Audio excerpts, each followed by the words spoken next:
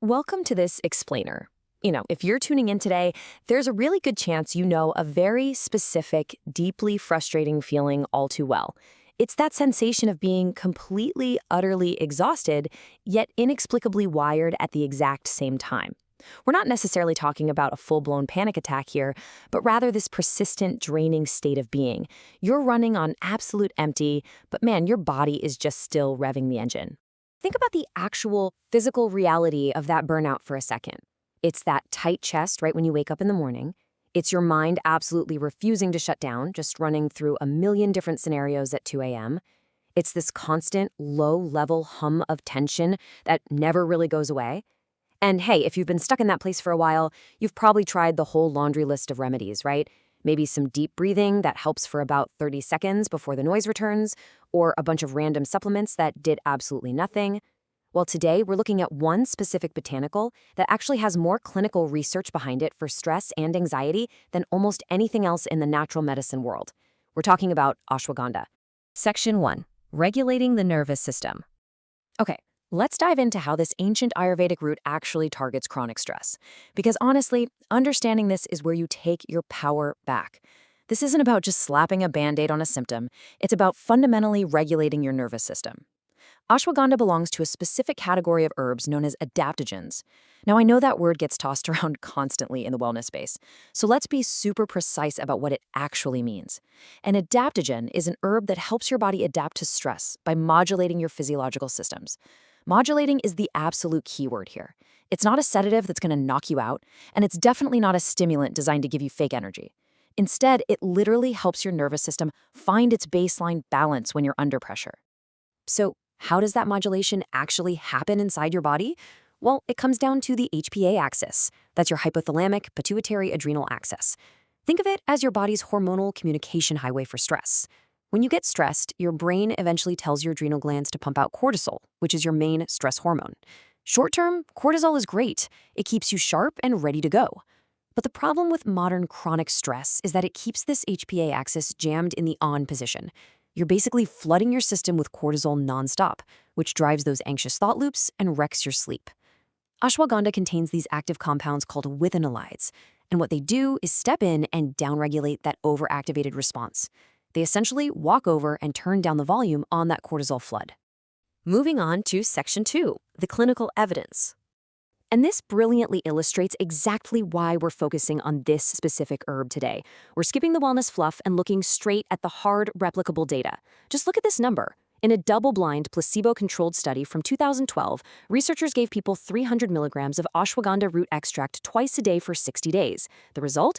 The folks taking ashwagandha saw a massive 44% reduction on the perceived stress scale compared to the placebo group. I mean, that is a huge, highly significant drop in how these people actively felt and experienced their day-to-day stress. But here's the best part. They didn't just ask people how they felt. They literally checked their blood. Notice this 27.9% drop. In that exact same study, participants saw their serum cortisol levels plummet by 27.9%. So the herb wasn't just creating some placebo calming vibe in their heads, it was actively, physically lowering the primary stress hormone circulating in their veins. And hey, this isn't just one isolated, lucky study. A massive meta-analysis from 2021 and a completely separate sleep study from 2020 backed this up perfectly. We're seeing a really clear, replicable pattern here. Reduced overall anxiety, significantly better sleep onset, which just means how fast you actually fall asleep, and vastly better morning alertness. Seeing this level of rock-solid consistency across independent trials is frankly really unusual for herbal supplements. It proves, without a doubt, that we are looking at a highly effective intervention for cortisol-driven burnout. All right, Section 3, how to actually take it. So here's the crucial point. Knowing which herb to take is totally useless if you don't know the proper protocol for taking it, right? Form absolutely matters here. The clinical research relies heavily on highly concentrated root extracts, typically standardized to 5% with analytes or even higher. So when you're checking a label, you really want to see clinically studied extracts, names like KSM-66 or Sensorol, at doses of around 300 to 600 milligrams a day. You've got to contrast this with all the ineffective stuff flooding the market right now. I'm talking about raw, unstandardized powders, or those sneaky proprietary blends where they don't even tell you how much of the active herb is actually in the capsule. Look, If your capsule doesn't hit at least 300 milligrams of a standardized extract, you're probably underdosing, and you're just not going to see the results from those studies we just talked about. Okay, so here is your exact strategy. Step 1, dose in the evening with dinner or maybe an hour before bed. That's going to give you the best results for sleep and cortisol regulation. Though, to be fair, some people do prefer splitting it up, like 300 milligrams in the morning and 300 at night. Step 2, combine it with some dietary fat. Those active with analytes we talked about, they're fat soluble. Actually, the traditional Ayurvedic method for taking this involves mixing the powder into warm whole milk with a little cardamom and honey. That's done specifically to make sure those compounds are perfectly absorbed. And finally, step 3, which is literally the most important rule of all. You have to maintain daily consistency. Which brings us to section 4, the timeline to relief. It is so important to set the right expectations here. Listen, this is not some fast-acting, immediate anti-anxiety relief valve like lemon balm or passion flower. You can't just take a pill once right before a stressful meeting and expect magic to happen. It is a gradual, structural rebuild of your nervous system's baseline. Let's look at how this builds over time. During weeks 1 and 2, honestly, you might notice absolutely nothing, or maybe just a slightly deeper sleep as the compound slowly builds up in your system. But by weeks 2 and 3, that time you spend tossing and turning before bed usually starts to shorten. Moving into weeks 4 to 6, that chronic, annoying background hum of anxiety starts to visibly quiet down. You'll probably find your reactivity to stressful situations just feels way more manageable. And finally, around weeks 8 to 12, you hit that measurable cortisol reduction.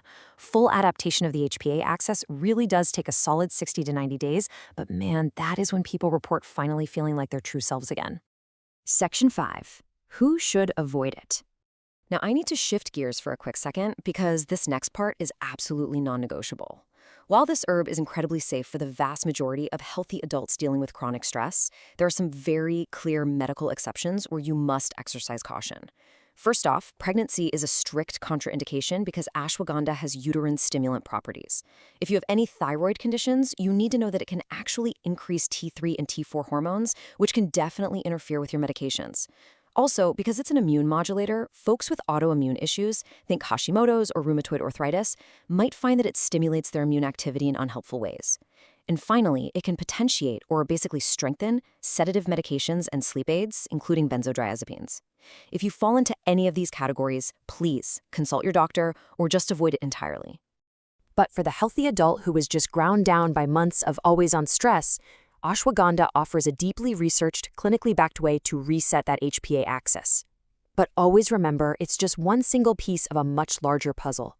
Different herbs work on entirely different parts of the nervous system. Ashwagandha targets cortisol, sure, but others gently target your brain's relaxation pathways or its alarm center. So I'm going to leave you with this to think about. As you evaluate your own burnout right now, which specific part of your nervous system is actually asking for support? Knowing your specific anxiety pattern is the absolute key, and it's exactly what we're going to continue to decode in our future explainers.